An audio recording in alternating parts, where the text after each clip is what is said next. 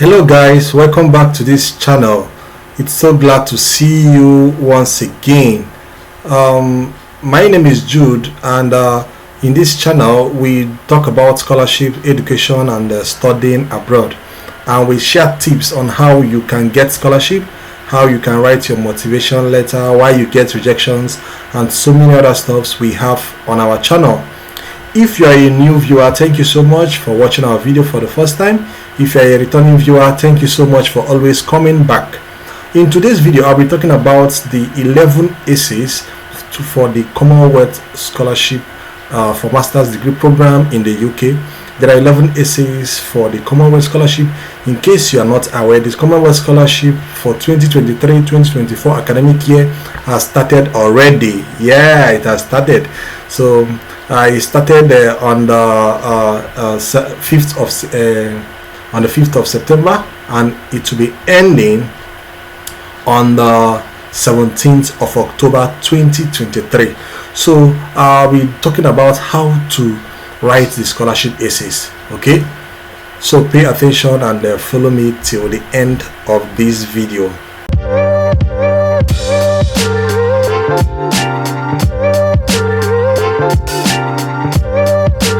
Okay, welcome back guys. Please, if you have not subscribed to our channel, do well to subscribe to our channel. Do well to turn on the notification bell so that you get notified when a new video drops, and also do well to like our videos. It helps YouTube, share our videos to other viewers who may need it.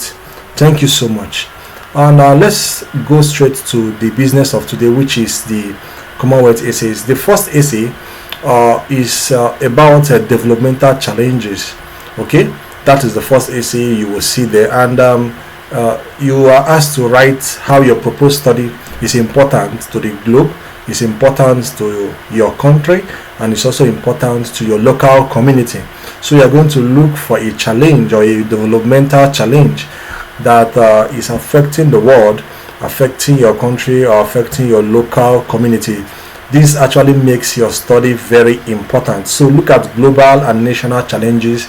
If you are somebody in the health sector, for example, those of us in biological science, especially for me in parasitology and those infectious disease background, malaria can be a very important global problem you can use to write your essay. Okay, malaria is a global problem affecting a lot of people, so this is an example of a global problem. And I'm sure when you are filling this form, before this first essay, you will see Commonwealth teams. Okay, there are about 6 Commonwealth teams, and you have to look at one of the teams, okay, where your proposed plan of study and where your interest aligns very well with. And these 6 teams of the Commonwealth Scholarship is also linked with the SDG goals, which are the the Sustainable Development Goals. Okay, so you have to pay attention to it. So whatever global challenge you are going to write, let it be linked to the 6 Commonwealth teams, and let it be linked to the SDG goals. Okay, and when you look at national problems and national issues related to your study, if you are going for any program, whatever program you are going to study in the UK must be able to solve a particular global problem. And that problem should also be available too in your home country, because at the end of your program you are expected to go back to your home country to impact that knowledge and whatever you have learned from the UK. So whatever problem you are going to write, you start from writing from the global, then come down to the national, then make it personal. Okay, so if you are talking about malaria, you talk about malaria in the broad sense of it. Talk about how malaria is a problem in your country. For example, in our country, Nigeria, malaria is a big problem. Then you now come down to how malaria is a problem to you as an individual. And when you are writing these stuff, please make sure you quote credible sources to back up your argument. For those of us in health sciences, there are a lot of credible organizations that bring statistics about health challenges, so you can use some of these things to back up your write-up. Okay, also try to tell an engaging story after you have mentioned all these challenges. Make your story very engaging and very interesting to read. Okay, they need to see why your study is very important, and your study is important because it's connected to a global problem, a national problem, as well as a personal problem within your local community. Also, when you are doing your research, this scholarship is all about researching, so you have to pay attention to research and pay attention to whatever insights I'm going to share. So identify the knowledge gaps. You have done your research about a particular problem in your community, in your country, or in your at the national level or at the global level. Please, there is a skill gap or a knowledge gap which you are interested in filling. That is why you are interested in going for this scholarship. When you go for this scholarship, you learn the skills, you learn this knowledge, you gain this knowledge through your master's degree program, and you use that knowledge to solve that problem. Okay, that's, you have to identify it and make it clear. This is still the first essay. Try as much as possible, like I said earlier, to connect these problems, this program you're about to go for, with the Commonwealth teams. For me, for example, my own is interested in improving health and well-being. Try as much as possible to describe your research very well and make sure it tallies very well with the Sustainable Development Goals. And remember that the Sustainable Development Goals, they differ from country to country, as in not really differ from country to country. Several countries have several interests. The entire countries in the world are does not have the same level of interest in all the Sustainable Development Goals.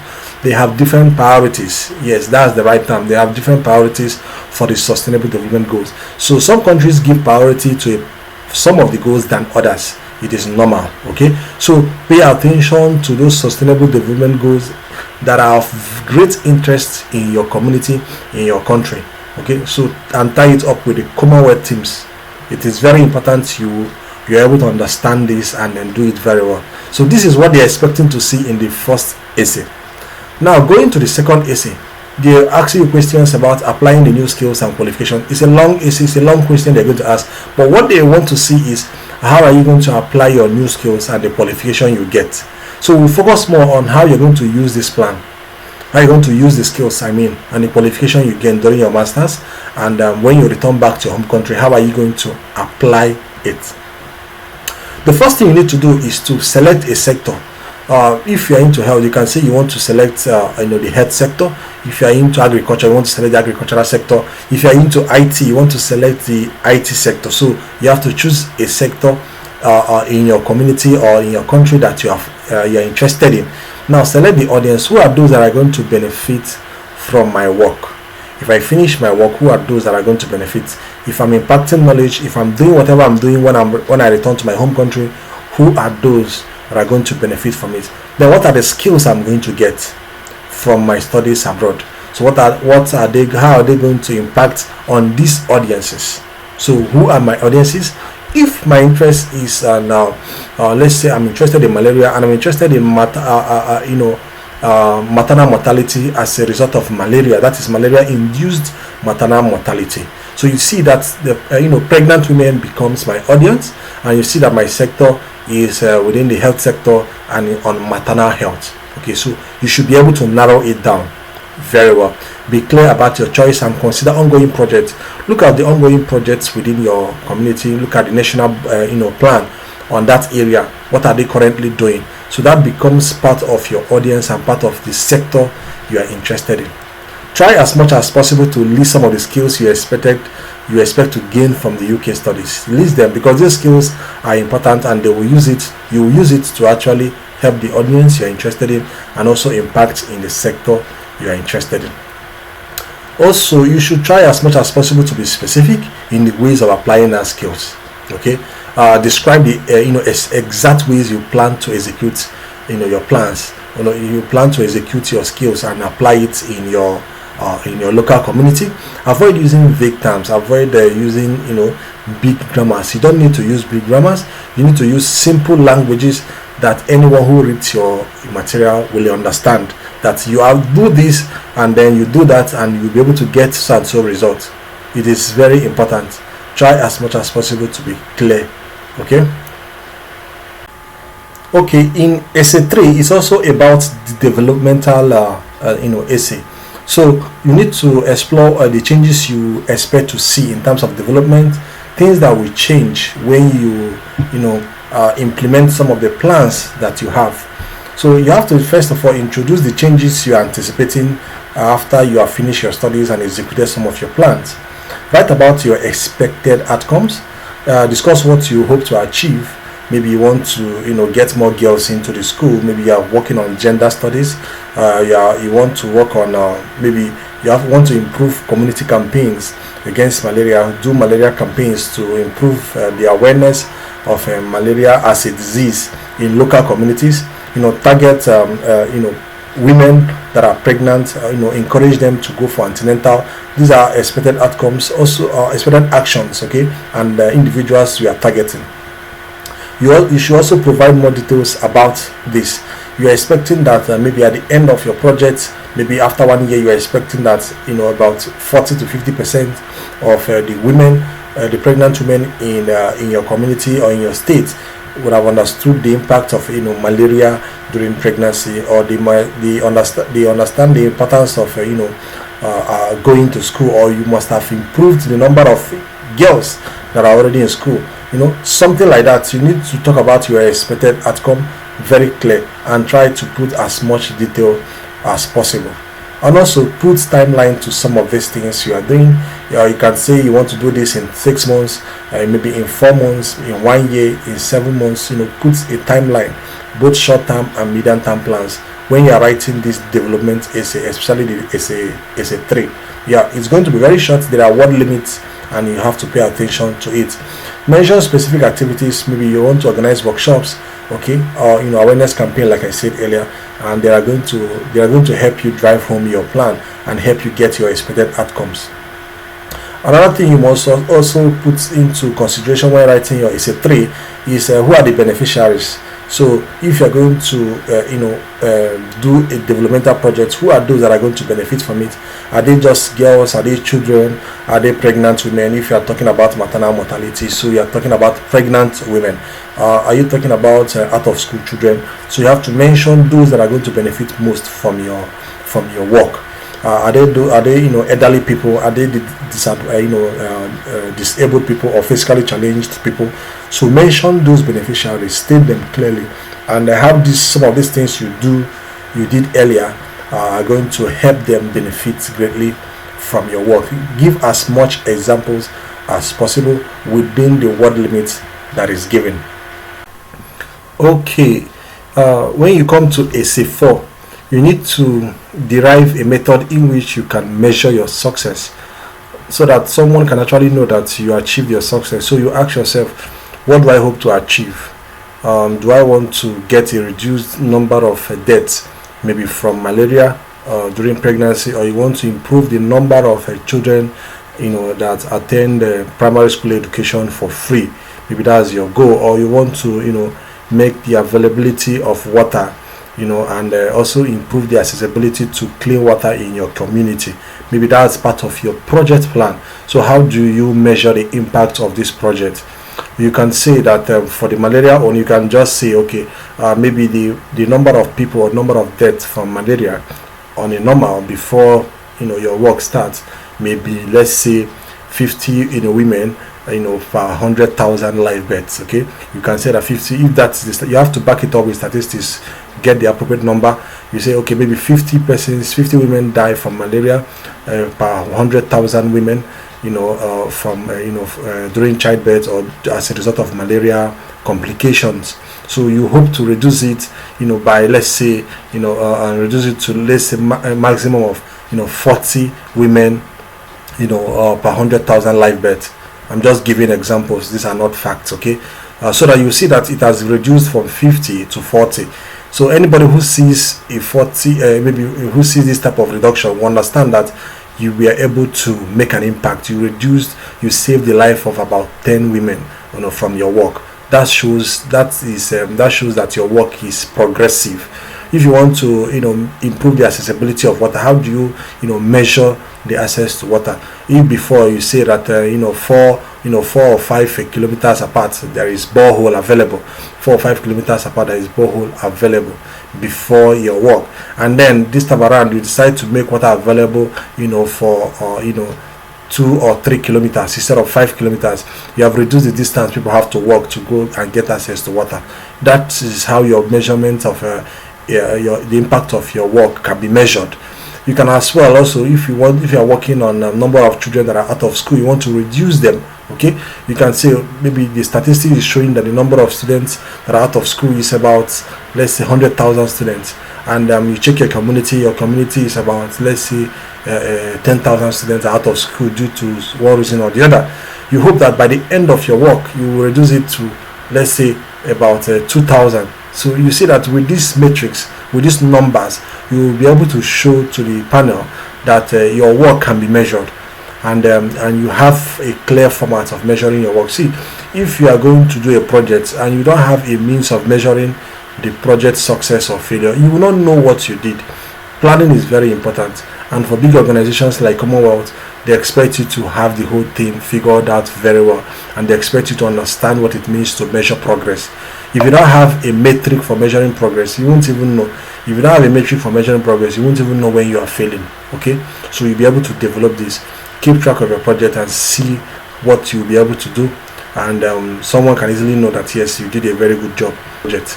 But then make sure that whatever project you decide to do is linked to the sustainable development goals properly, and it's also linked to the 6 developmental themes of the Commonwealth scholarship. Okay, that is for the developmental essays. For the essay 5, you talk about your study outline in a simple version. This study outline is you telling the panel who are not familiar with your area of interest, your subject, you're explaining it to them in a layman term what you are going to study. You can say, I'm going to study masters in robotics at the University of Oxford. You mention some of the course contents that are in this masters of robotics in simple terms, okay, explaining why these course contents, they are very important with your career plan. And also you also mention some of the projects or maybe the dissertation you are going to write. Propose that dissertation, you must not do it, but these proposed dissertations will be coming from the problems that you have in mind or the problems that you have mentioned earlier. Okay, so you are going to use simple terms and make sure that they go straight to the point. It's a simple version of your study plan. Explain it to someone who is not an expert in your field.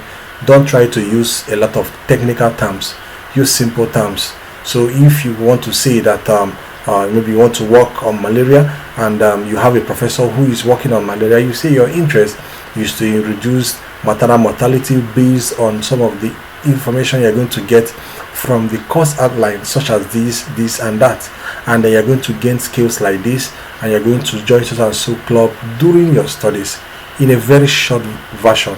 So, and these things will help you provide solutions and contribute to the solutions to the problems you mentioned earlier. Okay, after you have written essay 5, this is now essay 6. In essay 6, you have to write in details your study plans. Okay, why did you choose the university that you chose, and why did you choose the course you chose? Now, in writing this essay, these are some of the tips. You can mention the ranking of the UK universities in general. Okay, generally UK universities are highly ranked globally. Then you can now mention the ranking of the university in particular that you chose. Maybe University of Oxford. Mention the ranking, mention their reputation, what they are known for. That is why you chose this university. Then mention why you chose a particular program, MSc in this or this particular department. Mention their ranking in the UK. Mention their ranking in the university itself. Yeah, in the university there are some rankings they have within their university, within their university community. If you can have access to that information, mention it as part of the reasons why you chose this course, this program, this department, and this university. Now, try to quote relevant sources when you are mentioning rankings, such as the QS ranking and all that. Now, talk about the relevance of your course.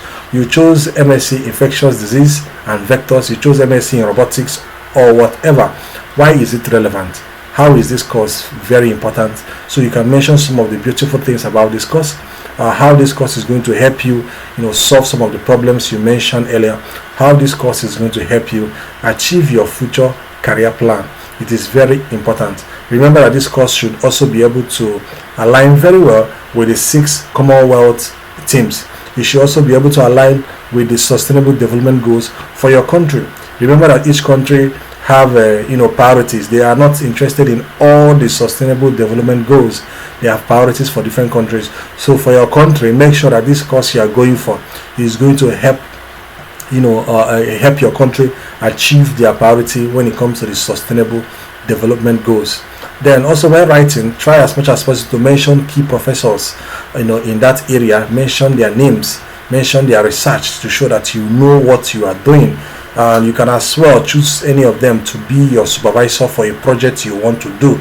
You can just state a project, that this is a project or a dissertation or thesis you want to write at the end of your program, and then you want Professor ABC to be your supervisor, because this professor has a lot of years of experience in this area. He has worked in this area for so many years, so he will help you, build you. He will be able to guide you to do this dissertation very well, this thesis very well. It shows that you know the program very well.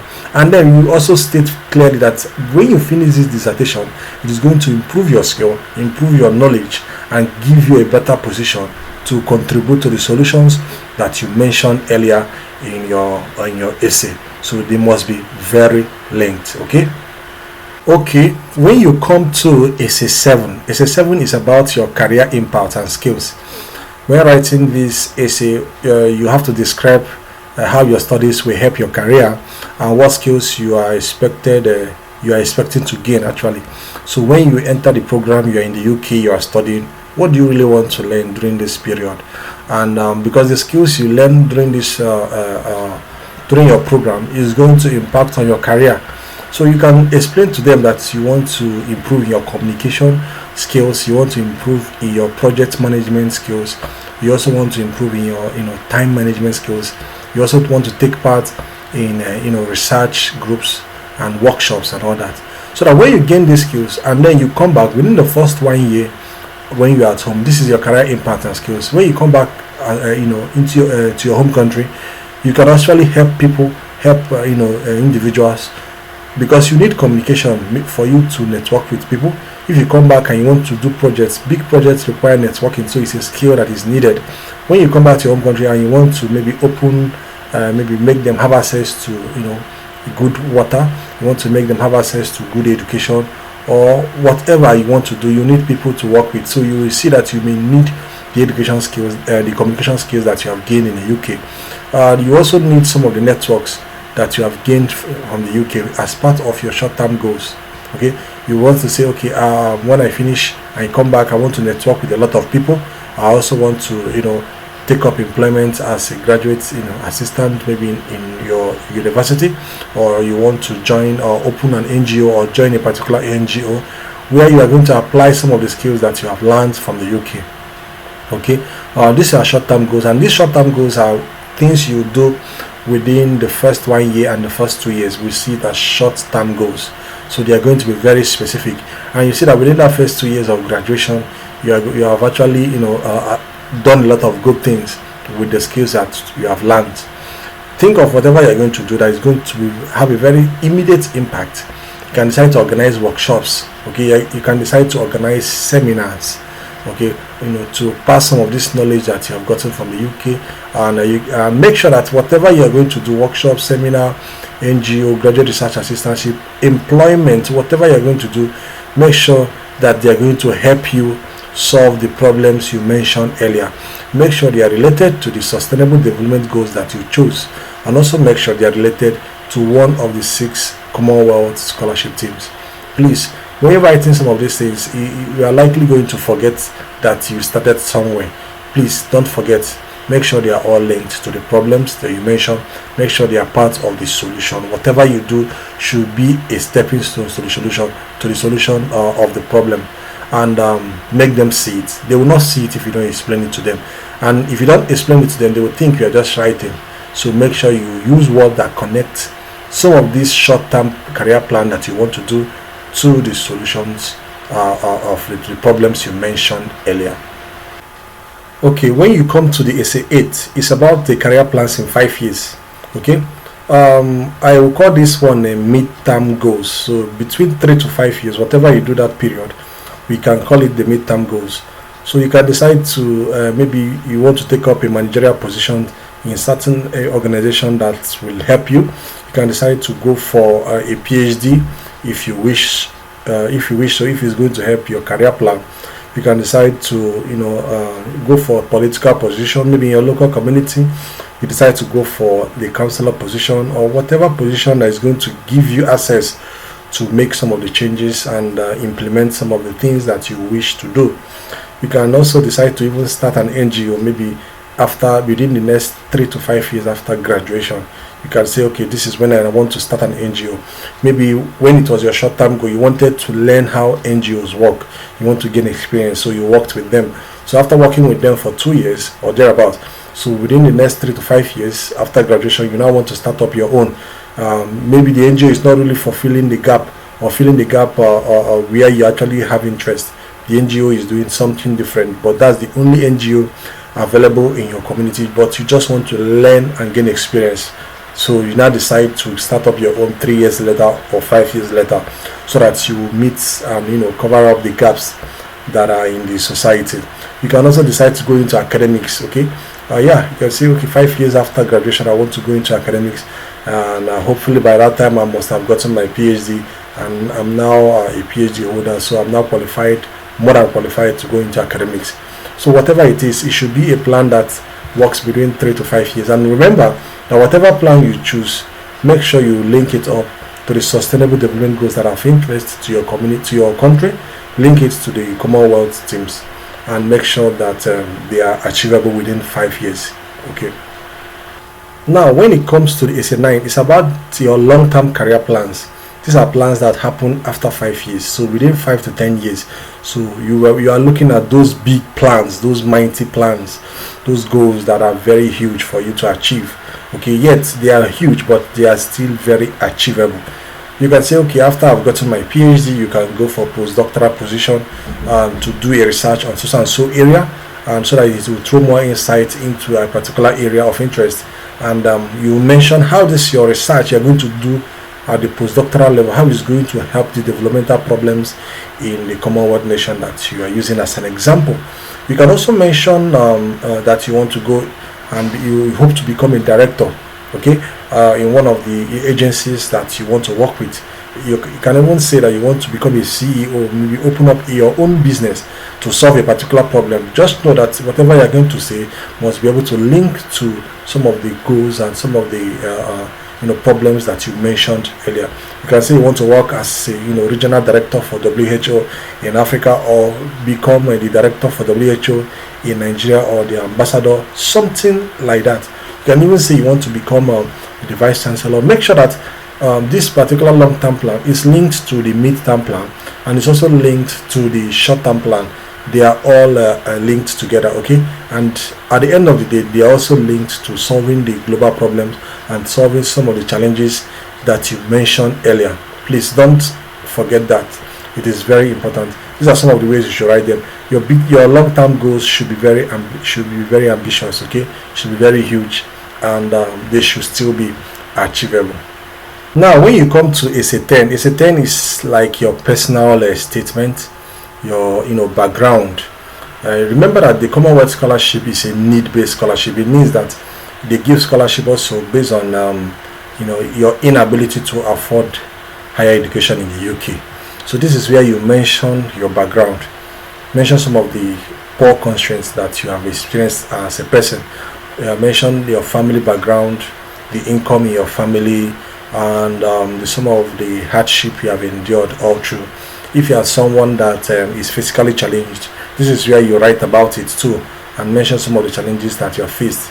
If you are mentally challenged, whatever challenges that you've had, financial challenge or whatever, this is where you mention it very well, and write a very engaging story about your situation. And at the end of the day, highlight that despite all these challenges, these are some of the impacts and some of the things you have achieved. Yes, you had financial challenge. This is what you achieved. You made a first class and you made a 2-1. This is also, even with your financial difficulties, you became the president of the student union government, or you became the financial secretary of the student association, or whatever. Even despite this challenge, you have been able to get job after your graduation, and you have worked in so places, and then you have become one of the few persons who attended the university in your community. These are impacts, these are stuffs that you have done. If you have an NGO, yes, you can have an NGO at this stage where you are mentoring young ones, and despite some of the challenges that you had, you have actually made an impact, yes, and you have mentored about 10 young people to gain admission into the university. Mention some of these things. If you are part of those that, like some people like us that do tutorials in the universities, you can mention them, that when you are in school, you do tutorials for your classmates or for other undergraduate students on in other levels, and you teach them some of these things very well, very clearly, and many of them passed their courses, and many of them graduated as at when they were supposed to graduate as a result of your efforts. So after you have mentioned your financial challenge, whatever challenge that you have, either physical disability or mental disability, please mention the impact. These are some of the things you need to know. If there are other volunteer works that you have done, academic achievements that you have gained, awards that you have gotten, mention them. These are your personal area. This is where you mention everything about you personally. Okay, your background, your achievements, mention them. They want to see someone that has the potential to do a lot, if the person can actually do a lot with the little he or she has. So this is where you do it. If we have been talking about malaria, for example, and this is the area where maybe you are part of those that have done malaria campaigns in local communities, you can chip it in here. If you have also helped in community projects to make them have access to water in your local community, you can mention them here. Whatever project that has helped people, mention them there. But before you mention these things that you have done, please mention the challenges first. Please don't forget. And of course, I believe that after you finish writing this, look at it very well and be sure they are linked to the sustainable development goals that are of interest to your country, and also linked to the one of the 6 Commonwealth teams. Okay, now let's come to Essay 11. Here you'll be highlighting your volunteering and leadership experiences very well. Essay 10 and Essay 11 are the longest. Essay 10 has 500 word count. Essay 11 has 500 word count. And this place is a place where you mention a lot of things too about yourself. And you cannot be a Commonwealth scholar if you don't have a good leadership experience, or if you don't have a good volunteering experience, which is why I encourage people to get these experiences as much as possible. You cannot force yourself to be a leader. However, you can actually participate in volunteering. When you are a volunteer, you are actually a leader in that area. Okay, so if you don't have experience in helping people achieve their goals, helping the community, please try as much as possible to do it. So what they're expecting you to write here is the volunteer works you have done. You follow the STAR method. The STAR method is an acronym for situation, task, action, and result. We'll talk about it briefly. Focus on the problems that you have solved and the things that you have achieved, the results you have achieved. Try as much as possible to be specific. Give specific examples. Mention names of agencies, names of places. Give dates. Okay, and try to write the result out plainly. Now let's take a look at the STAR method. The STAR method, the S stands for the situation or setting the scene. Now you start by explaining where and when your volunteering or leadership experience happened. Remember that your leadership experience can actually be in your religious organization. Yes, you can be a leader in your religious organization. It must not be academic. It must not be professional. But if you have in academic or professional settings, they are very fine and nice. Okay, your volunteer positions can also be in any part, either in a social club or whatever you are doing a volunteering work. Please, these are part of the situations you can use to write this essay. And look at describe the challenges or the problem you faced. I will give a good example at the end of this description. So what is the challenge you are facing? That's the situation. And what's your role or what's your position in that situation? If you are a leader, you know that you have to take this project seriously, take this problem seriously, and try to solve it. That is the situation. So I will give you a very good example at the end how you use the STAR method, but I need to explain this process so you can apply it to other aspects of your essay writing. Now the number 2, T, stands for the task. Okay, what do I need to do? Okay, so next you talk about what you are supposed to do in that particular situation. A problem presented itself. what are you supposed to do? That is your task. Am I supposed to, meet this person or do this or do that? Explain your goals and responsibility in that position. Mention why that task was very important, that you need to do this task so that this situation can be solved, this problem can be resolved. Okay. The third one is the action. So action is what you eventually did. Remember, this is what you need to do, is a task. What you eventually did may actually be different. Okay, so what's the action you finally did, you finally took? Okay, this is the core of your story. You describe the actions you took, to deal with the task as well as the situation. You use clear and specific examples, what you actually did. Focus on your actions, what you did, not what the whole team did. That is where some people may make mistakes. You say we did. They are not interested in what the team did. They are interested in what you did. If you're a leader, you mention that this is what you did. If you're not a leader, if you are a member, there is a task for you, which is what you stated earlier. You use it to explain to the panel what you actually did. Okay, and then try as much as possible to break down the actions in steps. Okay, break the challenges that you talk about, the challenges that you met and how you overcame them. Mention any skills, or strategies that you used, and how you have problem solving skills, you have good communication skills, and maybe you have time management skills. These are some of the skills maybe you used to execute your action as a leader or during your volunteering position. Okay, and try to understand that and write it very well. Talk about the R, which is the result. At the end of your action, what happened? What are the results? This is where you finish your story by explaining the outcomes of your action. Okay, after you did this is what you saw. And if you can also use numbers and data, they like numbers and data. Numbers and data is very important because it gives clarity to the issue. Because you mentioned earlier, maybe the problem earlier may be, okay, they have let's say 100 women die from let's say 100 women die from from malaria as a result of issues pertaining maternal health during childbirth. That becomes the issue, and the result at the end of the day is that instead of 100, you will now have just about 50 women dying. Okay, which means 50 women has been saved. So you have to highlight your result, that about 50% reduction in maternal mortality. So you see that your results will be very clear. You cannot when you use numbers to write about your achievement. Okay, also show how your action made a positive impact on the situation as well as on the team. It is very important.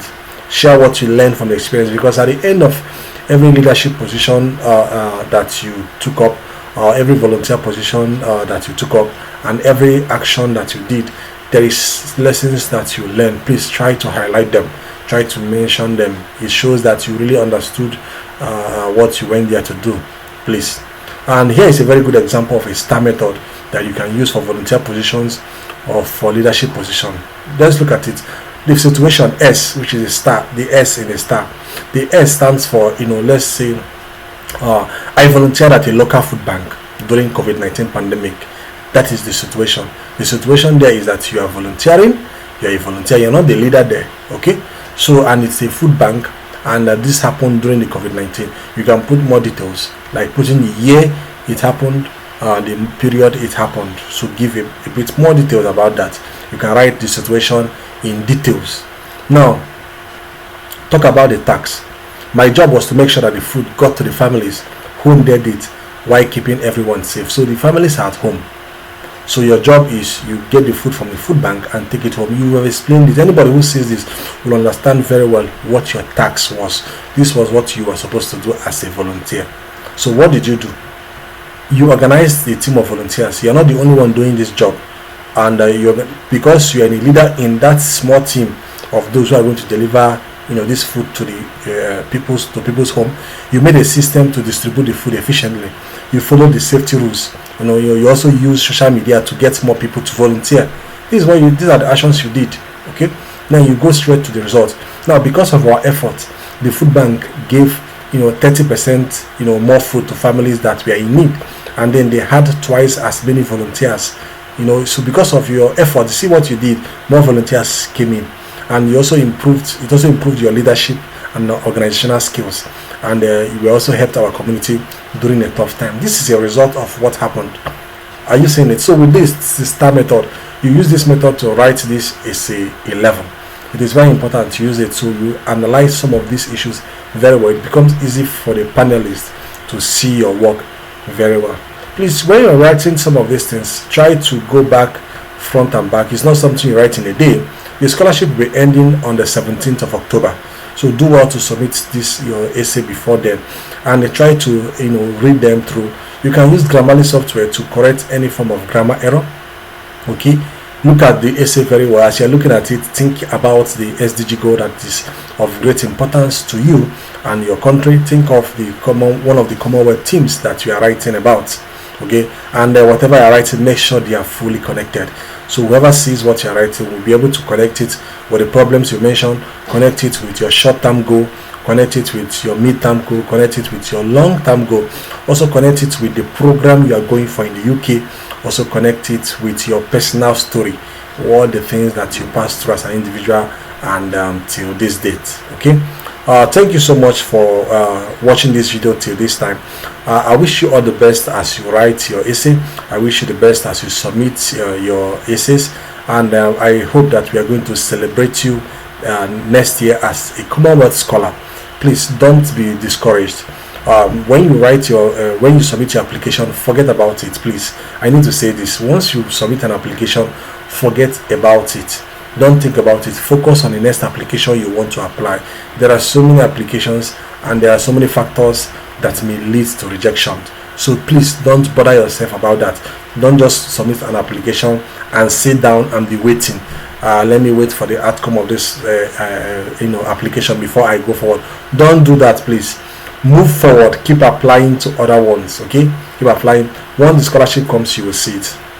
Another thing I must say is that, please, if you apply for the Commonwealth scholarship, check all your mails. Check the junk mail, check the spam folder, check the promotion folder, check all of them, because sometimes some people get this scholarship and they don't know. I had a friend who got the scholarship last year.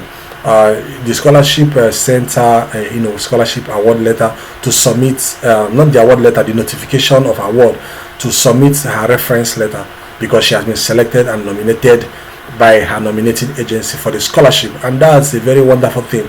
So she didn't see the scholarship, she didn't see the notification on time, because the email went to the spam folder, so she didn't see it. So it was there for, I think, more than a week or thereabout.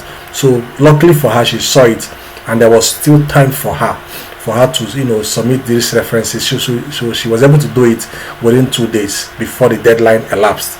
So she was very lucky. She's currently in the UK, and I'm very happy for her. So some people may not have this opportunity, may not be this lucky. So please, once you apply for any scholarship, check your email regularly, especially the spam folder. Most time Commonwealth scholarship goes to the spam folder and many people don't see it, please. And please, if you have not subscribed to our channel, do well to subscribe to our channel, please, I beg you. Okay, do well to like this video, do well to share this video to anyone you think that we need some of the information that we share here, and also do well to put a comment on the comment section. You can ask your questions about any part of this video. I will respond to it, and until we see you next time, please remain healthy, remain fine, and please keep chasing your dreams. Bye.